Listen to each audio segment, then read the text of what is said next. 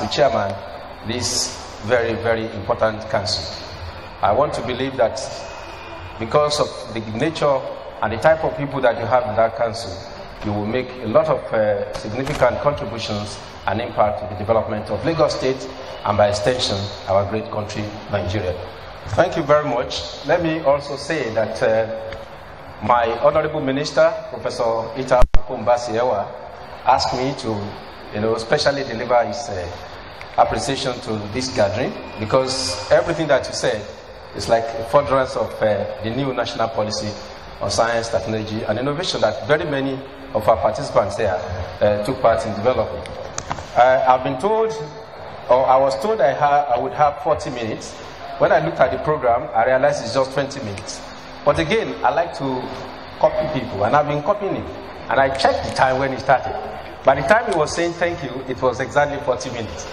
So, since you are not going to allow me 40 minutes, I will stay around 30 minutes. Please pardon me, because what I have here is about 60 minutes. 60 slides, and I will try and go through them, so that we can all have the platform for effective interaction on this system. Thank you very much. I won't spend a lot of time on the preambles, because it's common sense, you really have to have something better than that to be able to innovate. So, we will look at what exactly do we have, and we have plenty. Prof showed a lot of the institutions, and how are they performing? What do we need to do if they are not performing to expectation? And I will move on to look at the system of innovation that he talked about. Do we have one? If we don't, can we create one, and how? Then I will look at the challenge of innovation and the university culture. Thank God we have vice chancellors, we have many professors here. I'm particularly glad at this gathering we also have bankers. I listened to one or two people here that introduced themselves as coming from the financing system. It's very important. The one group of people I haven't seen here, and I don't know why, are the politicians. Because it's very important. They have the control of resources. And there's no way, no matter how beautifully crafted you are as a scientist, if you really would not fraternize with politicians, you will not have the resources. Full stop. Particularly when you are in this stage of development as our country, Nigeria. If you look at those that have developed, UK, all of them, they started with government intervention. Unless we are kidding ourselves, government must provide more than the environment. And these are some of the things that we are going to get from this. So I will look at the triple helix. Thank God last week I was just discussing the pharmaceutical sector in Nigeria, in London, University College London, and the triple helix workshop. I'm actually a member of the triple helix movement globally, so and I will share some thoughts on that also with you before I round up. Very quickly, whether we like it or not, globalization is there. You cannot opt out. It's too late for anybody. In actual fact, that is now the fourth mission of the universities. My vice chancellors, you are here, sir. This is now the fourth dimension. Prof went as far as the third dimension, that's innovation and entrepreneurship. This is now the fourth dimension. So you must play. This is now the challenge. Unless you equip yourself to play, I'm sorry, you'll be watching a lot of the time. And we don't want to be watching. This is why we are talking about it. Now today, knowledge and information is really a source of strength. And you generate new knowledge through R&D, so we cannot run away from it. If we do, we will still be at the primary level. And we have been at the primary level for half a decade, a century already. And we don't want to continue there. Because sooner or later, all these exhaustive resources would go away. And we would there. So, we must take deliberate actions. This is what we are saying. It's no good folding our arms as Nigerians and be expecting our development partners. I listened to one or two people here, thank you very much, day by day and so on. We need them, but we are not going to go to them as beggars. Because we are more than capable people. I am sure we know this as a country. So, we need to take deliberate action. Because something is not that is good will not just happen. Somebody somewhere must take decisive action. However, for your R&D to make sense, it must be connected with immediate needs and demands of the society. Prof emphasized that much in his presentation. You have to be innovative. And of course, it has to occur within a very strong system of innovation. I don't want to talk about this, but we know that teaching has always been the primary responsibility of universities. And the research was introduced in the middle of the 19th century, in Germany actually. And it didn't even become important until around the Second World War, 1939-1945. Why? For those of you who are physicists, you know about the Manhattan Project and the impact of atomic bomb on the final resolution of that war. That was when it became important, and very quickly America, established the RAND, that's Research and Development, which led to the creation of the National Science Foundation. This is the story. And we have moved ever from that moment until late 70s, 78 to 80, when entrepreneurship was then brought in as a third dimension of activities in the university system. It took Nigeria the best part of another 20 years before we decided to begin to take it up. I'm happy I saw a student union leader somewhere here, another student representative. We need all these guys, and I'm going to be talking about your interest in a little while. Entrepreneurship. You have to place that side by side with research to turn to innovation. And unless you innovate, simply, people say that you perish. I hope we will not perish as a nation or even as individuals. These are the tracks. This is theoretical. I don't want to go. We must research. And this is why it's particularly interesting that government is in it. But again, by systematic engagement, with having people like this council, they can decide as to what ratio. Because he who pays the piper, or who pays the piper dictates the tone. Because the resources is going to control the direction of activities, they have a huge opportunity to change the landscape in Nigeria. The status assessment, very quickly. This is my own mental interpretation of what is going on. As Nigerians, we like to talk about this part, inputs. Everybody is going to complain about inputs. Nobody wants to talk about the output. Efficiency, effectiveness of very minimal consideration. But I'm saying that as scientists, as engineers, as developmentalists, we must consider what is going in and what is coming out if we are to compete. And this is the truth. Many of my colleagues and senior colleagues like me to say this, but this is the truth. Infrastructure, how much of it do we have? The personnel, how many of them are there? Funding, to what extent? That's the reactor within our national innovation system. That's the business environment, if you like. And if you put in the right kind of input, what do we get out? Do we have skilled graduates? Prof concluded nicely in his presentation about that. How many publications do we have? Can we compete? Are our publications sufficient? What about patents? The source of modern wealth. How many companies are we spinning up from the universities? How many companies are we supporting to grow and become competitive? Even with the power of the knowledge concentration that we have in the universities. And of course, how many licenses of technology implementation do we give out? This is going to be the structure. So I just want you to follow it. I will go from input, I will look at the reactor, and then I will end by looking at the output. Infrastructure. Prof, you are 128. Tomorrow is Wednesday, Abi. So maybe tomorrow. That's when you react. Yes. But let me tell you my take on this. My take on this is this number is not sufficient. UNESCO 5 years ago, 2010, 3 years ago, they said by 2015, Nigeria will have 6 million qualified people for university education. At the moment, the whole university, 129, they can only look after under 2 million. So in 3 years' time, it's big business for those who have money. This is what I say to them. That 6 million qualified Nigerians will be ready for the university, and they will not, it means that 3 million, 4 million will not have a chance. So what are we talking about?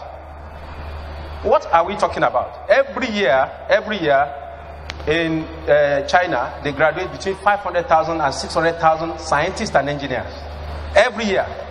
This is why it's no longer possible, if you like, for even Americans to be able to cope. In America, they only graduate between 70 and 80,000 people.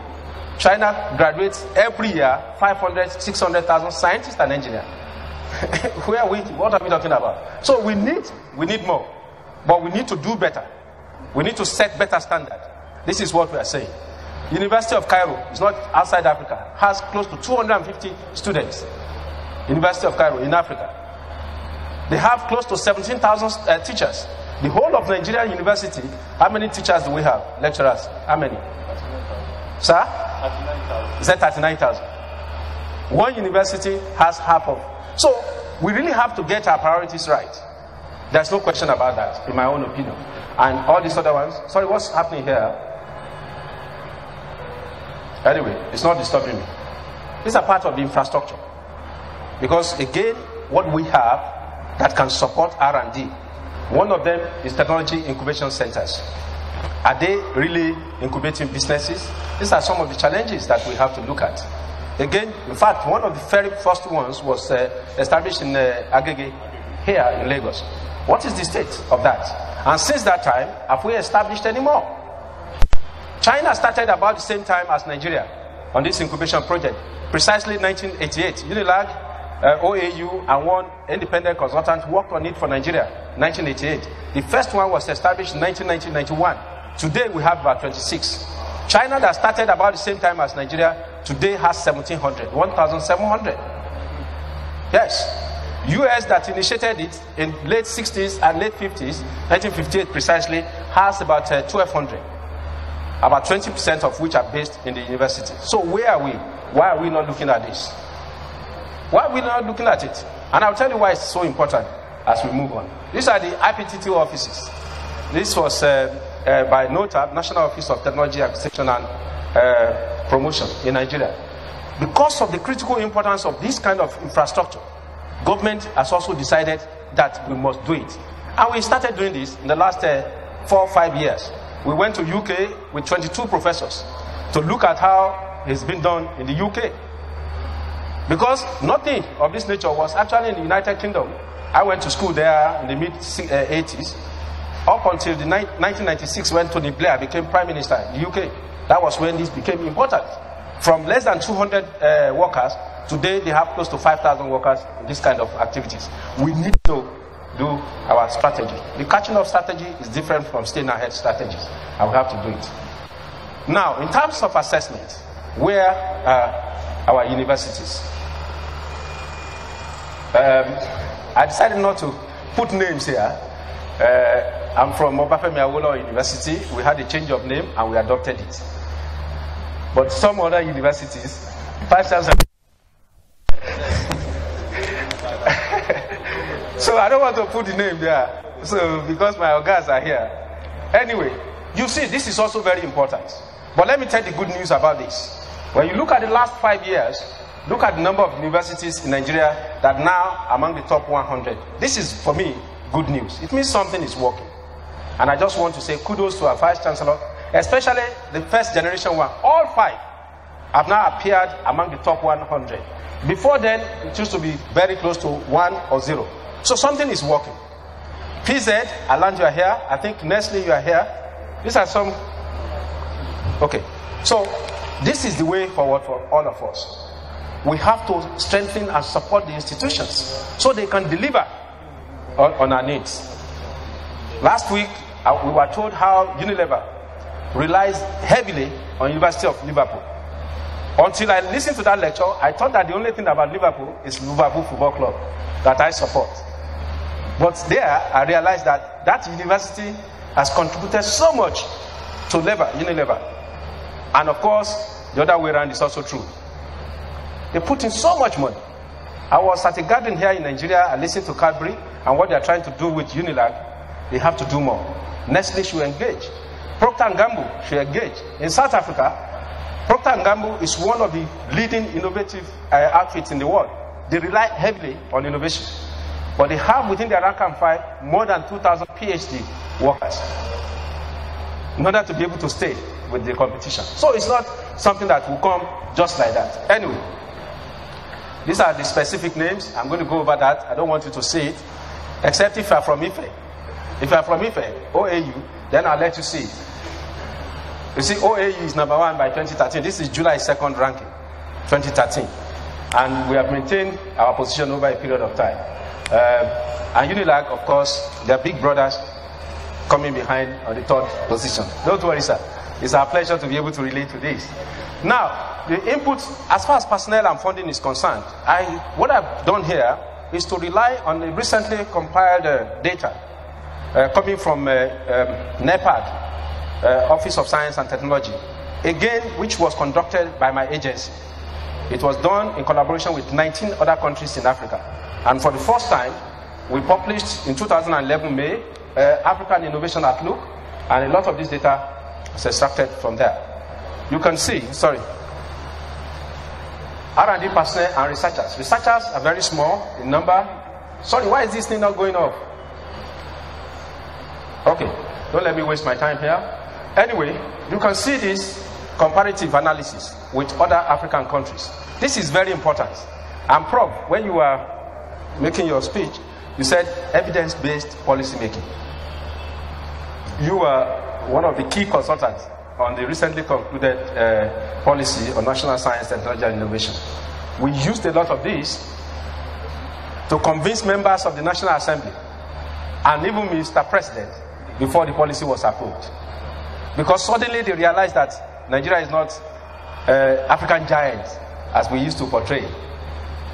They realized that countries like Malawi were spending more on science and technology than Nigeria. They realized that even in West Africa, Senegal spends more in percentage terms in science and technology than Nigeria. They realized that development partners were more engaging in most of southeastern Africa than in West Africa. So all of this we took into consideration when we came up with the policy. So very quickly, you can see the number of researchers per million statistics. You see South Africa over 800, Senegal over 600. Look at Nigeria, 120, 26 to 8. So 18 million are out there not doing anything. I've been told that 90% of these people are mostly in the 19 states, northern parts of Nigeria. And so we need to work with all of these statistics. They are not just for figures' sake, they are for planning. So we need to do better. This number can go up. That's what we are saying. In terms of funding, again, look at the fraction that Nigeria is putting in. The agreement was made here in Lagos, the very famous Lagos Plan of Action in 1982, that African heads of state should put in 1% of their GDP on R&D. Look at it. It's only 2 countries or 3 that have been able to meet up. I think South Africa got into it just in the last few years. Look at where Nigeria is. This figure we put up at the National Assembly. In fact, we had to talk about this figure at the Federal Executive Council before Mr. President decided on those things that I'm going to be telling you in a minute. In terms of output, what we have, because I have to fast track now, see in terms of publication, it's one of the key outputs.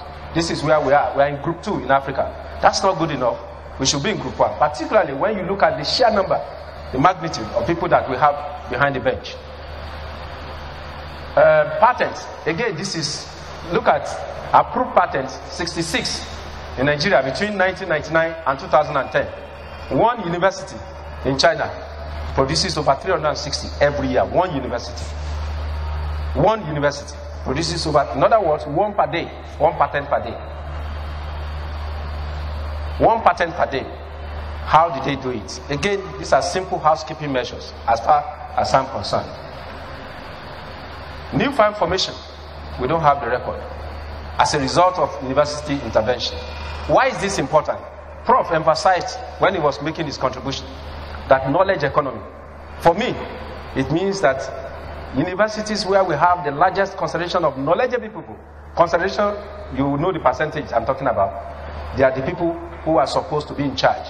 But I'm not sure many of our colleagues and senior colleagues, they know it that way. I am not sure. Don't get me wrong. First and foremost, I'm also a university lecturer before I was appointed. And I still reside in Obafemi Awolowo University where I carry out my work. So don't get me wrong. And I was at Princeton University when I was appointed. So I came back from the laboratory to do the kind of work I'm doing that. So we know exactly what the challenges are. We don't have that data in all of this. So what is this National Innovation System? Prof already said it. What role for universities and of what essence is it? So quickly, I'm not going to waste time, but I just want you to look at my teacher. Freeman was my teacher at Sussex University. He described it rather nicely, in my own opinion, way back 1987. He said the network of institutions in public and private sectors whose activities and interactions. You can see that the key word, network, then interaction. Whether public or private, whether government or business, interaction and network will lead to initiation, importation, modification, and diffusion of new technology. Prof again said a lot of things about diffusion. So this is very important. And we have identified through a meeting here, I think it was in UNILAG 1997 in Nigeria.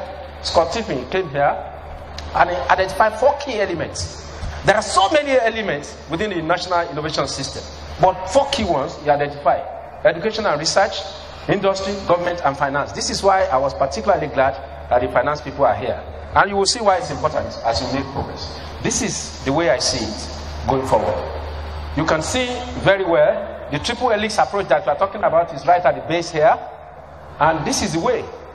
What do we need in our system to make that system of innovation function? This is what Etosky and Ledelsdorf, those who established or started the triple helix movement, this is what they had in mind. What I've represented here can be described as the second phase of triple helix. The first phase is where government is in charge of everything, institutions and business are inside the same hole, and they are in charge, they are the big brother. The second one is that, look, we can recognize government, we recognize institutions, and we recognize the business sector. But they have, and they have boundaries. This is like the second one. The third one, which is the third phase of triple helix, is that these boundaries no longer exist. Everything now must be together. In actual fact, Chesbrough, recently, the last 10 years, described it as open innovation era. So what are we talking about? Gone are the days when you are writing a paper and you are covering. You know, my teachers who used to teach you in the university, they will write a paper, they cover it. When you enter, they cover it, they turn it upside down so that you won't see. Today, as you are writing, it's on the net. As you are doing your first draft, it's on the net. So what?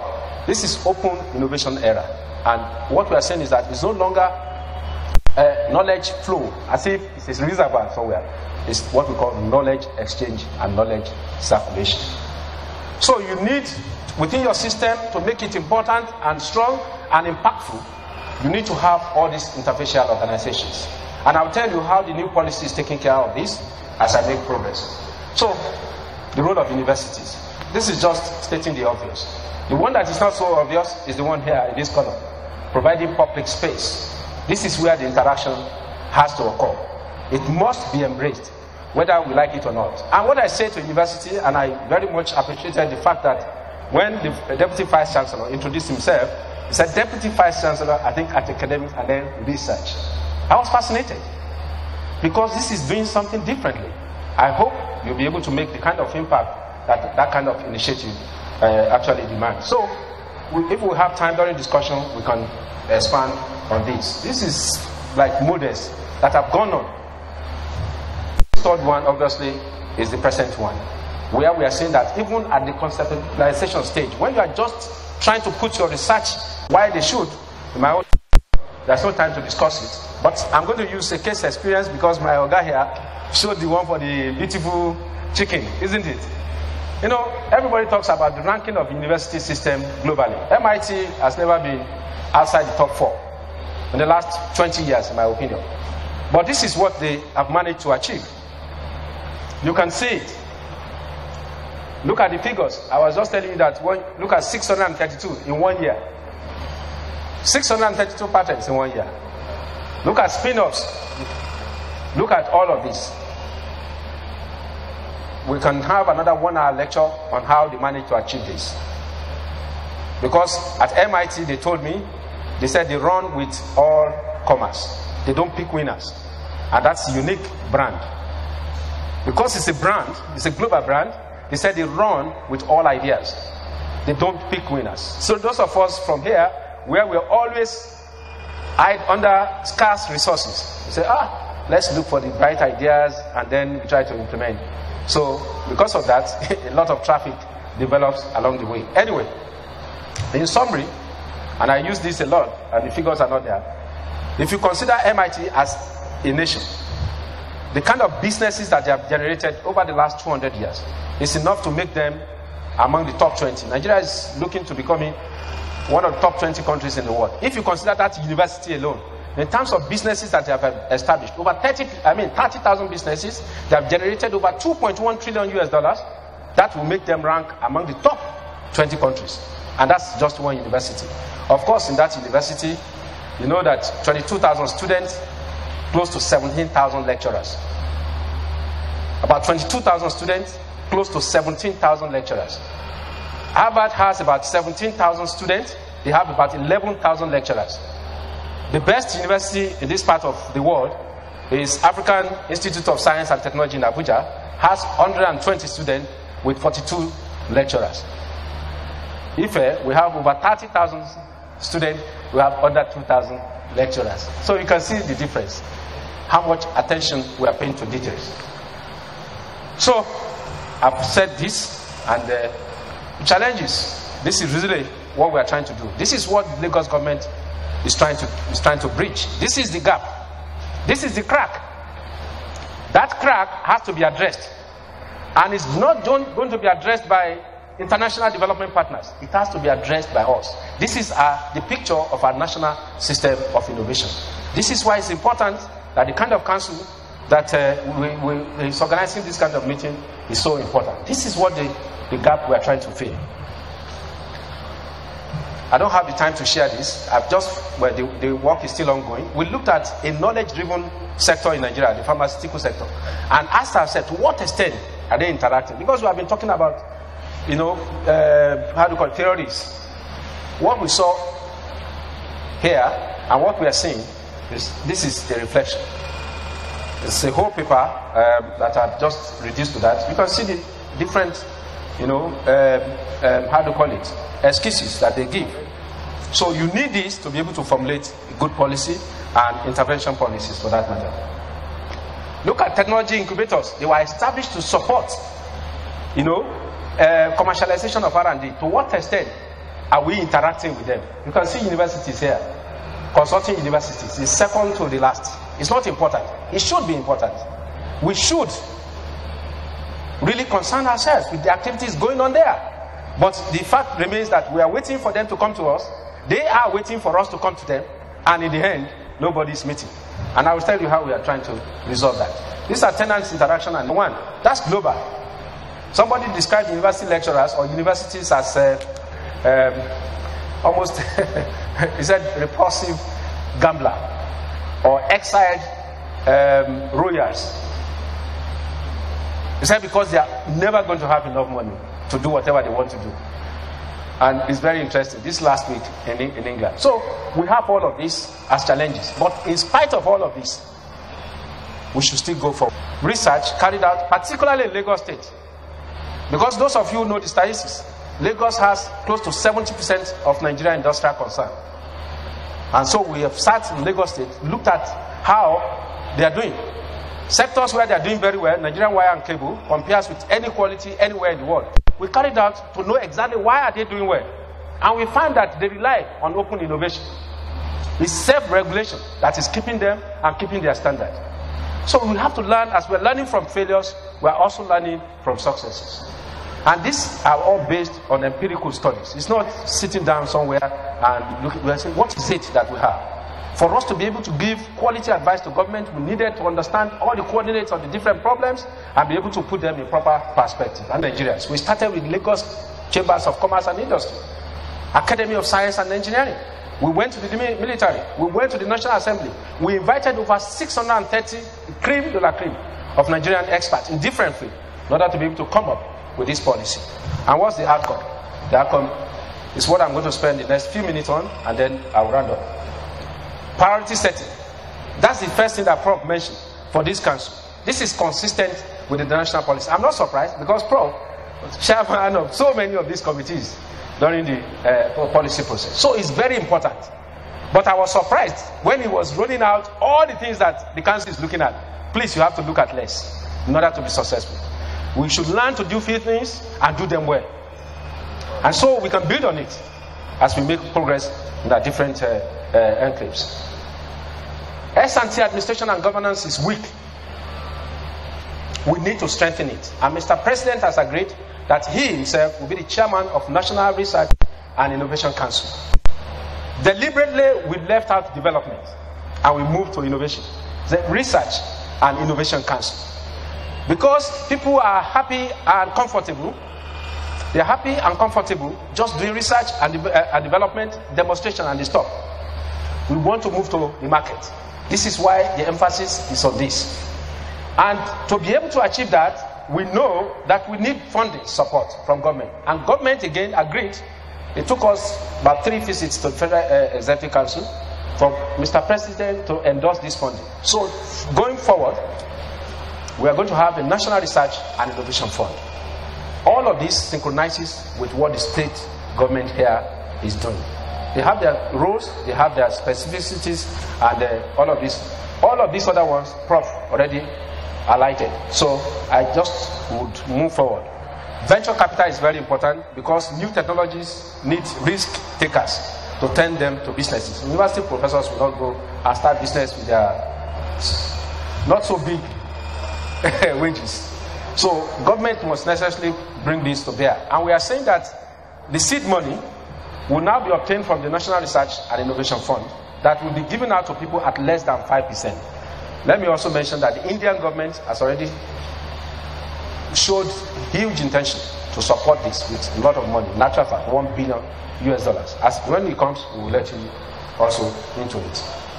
Now, for all of this to happen, we all have a role to play. We are all key stakeholders in this. As Nigerians, as development friends and partners, as business people, as captains of industry, we all have our roles to play.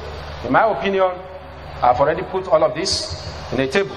The first, which Prof mentioned, is that realistically, this is a good model. The triple helix is a very good model to adopt and deploy in our system of doing things. We should do this. We should educate ourselves more and more, sensitize ourselves more and more in order to be able to get there. And we must foster key linkages between the core ministries. This is very important to me. I got this when I went to Singapore. Because when you were doing the introduction earlier on, you mentioned the Commissioner for Education. And I was waiting for the science and technology. I didn't say it. I didn't get it.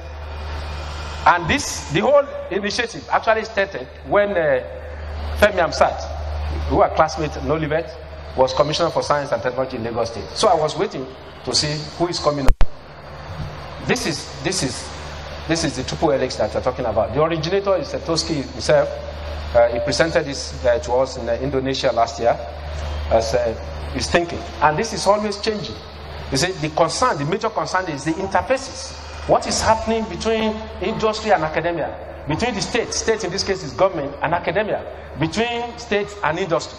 The interfaces is where the opportunities are. And this is where we need to pay attention to.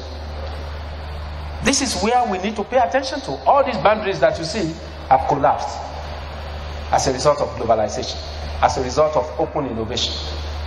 All the top companies of the world that you see, the top 10 companies, the Samsung of this world, the Apples of this world, Coca-Colas of this world, they rely on this. The source of their strength is the university. Of course, a lot of arguments have been, is it regulated?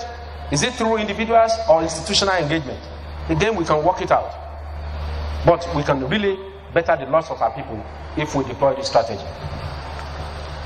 This is the platform that we have created at NASETEM.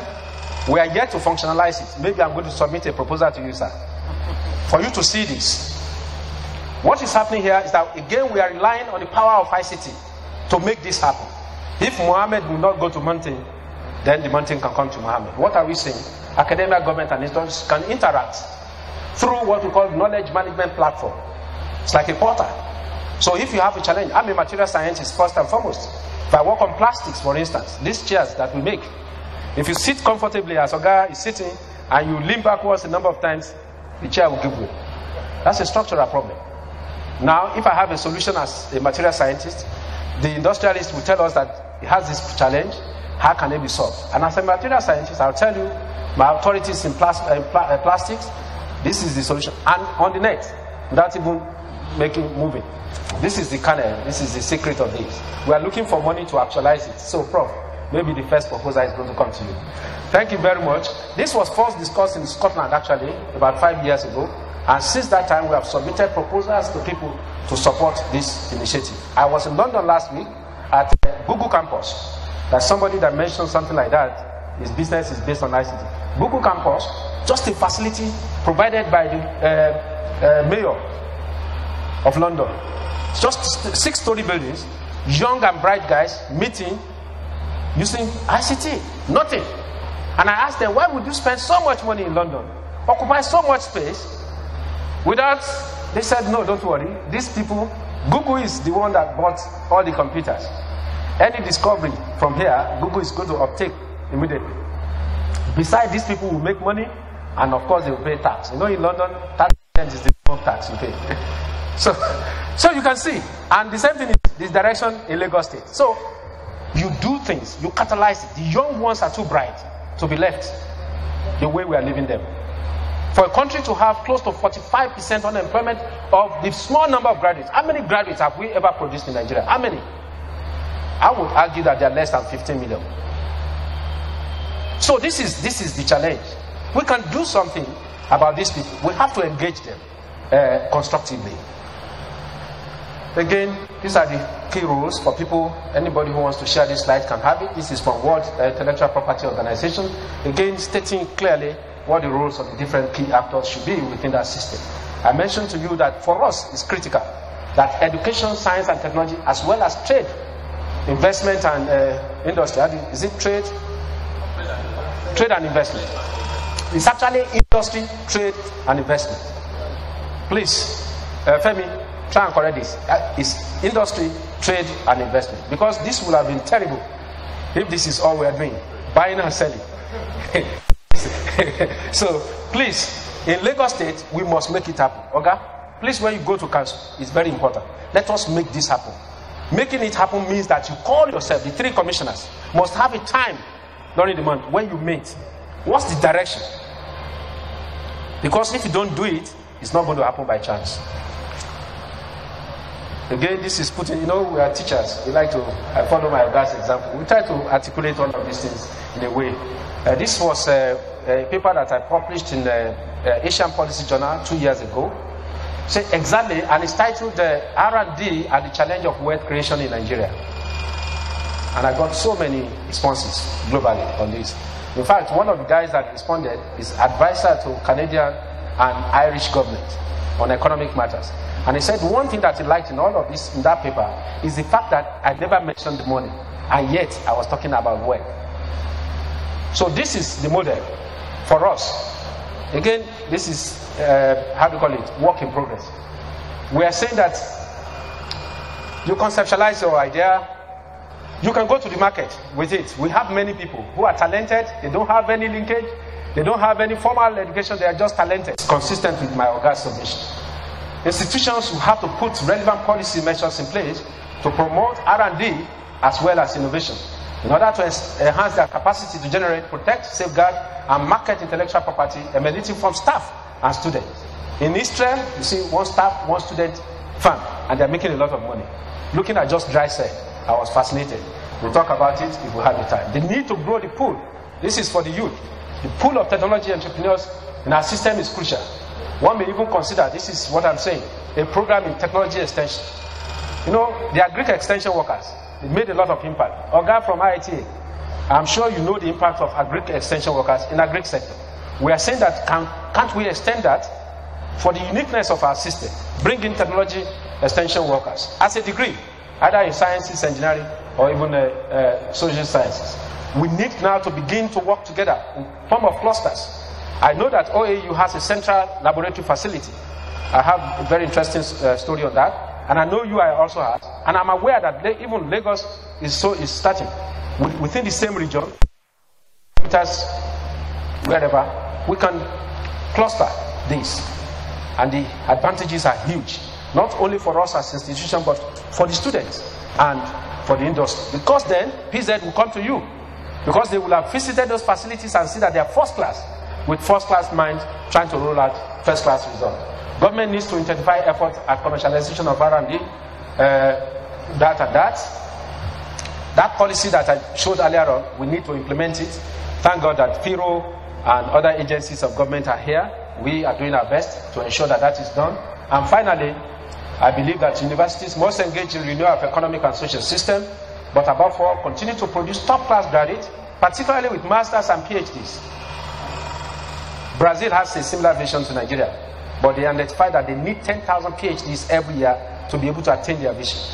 I don't think we have the equivalent of that in Nigeria yet. And I think at this point, let me just round off with this from a friend from South Korea.